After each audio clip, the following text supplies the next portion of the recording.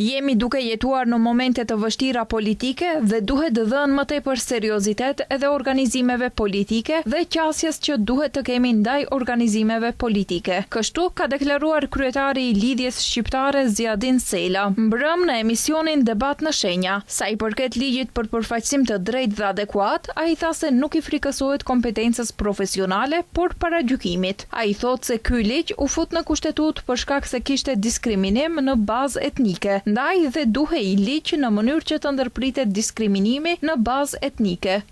Unë thash, zoti Shazivari le të kthehet në gjenesë, le t'ja bëj pyetjen vetes. Unë spjegova. Jo, dakor. Pse u desh një drejt për përfaqësim të drejtë dhe adekuat? Pse këtë të drejtë e implementojnë shtetet të cilët janë multietnike? Apo? Se shtetet monoetnike nuk kanë nevojë dhe që kanë demokraci të zhvilluar, nuk kanë nevojë që të implementojnë të gjëra, apo? Po megjithatë, ai duhet ta di shumë mirë, me që po merret me atë punë, se pse u fut në kushtetut kjo drejt. U fut për shkak se kishte diskriminim në bazë etnike.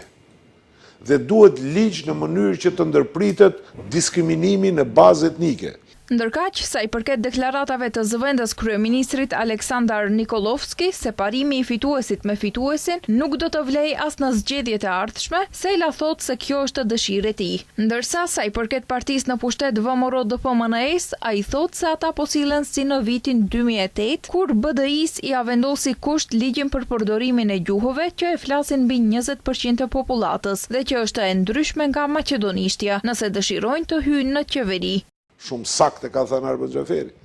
Në Maqedoni qarta lejon kushtetuta ta pamundsojnë me ligj. Qarta mundson ligji ta ndalon ai te sporteli ai administratës. Apo, e njëjta logjik.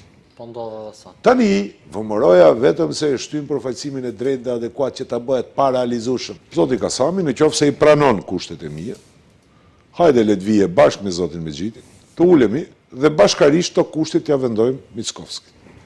Nëse ai nuk I pranon, bashkë me mu, bëjmë frontin shqiptar. Tutje, Sela tha se ka kërkuar kushte në të mirën e shqiptarëve dhe jo për vete, duke theksuar se badenterin në gjykatën kushtetuese nuk e kërkon për të siguruar nevojat e tij, por për të siguruar ligjet që thuhet se janë të mira për shqiptarët, që mos t'i rrëzojë gjykata kushtetuese e udhëhequr vetëm nga parimi etnik.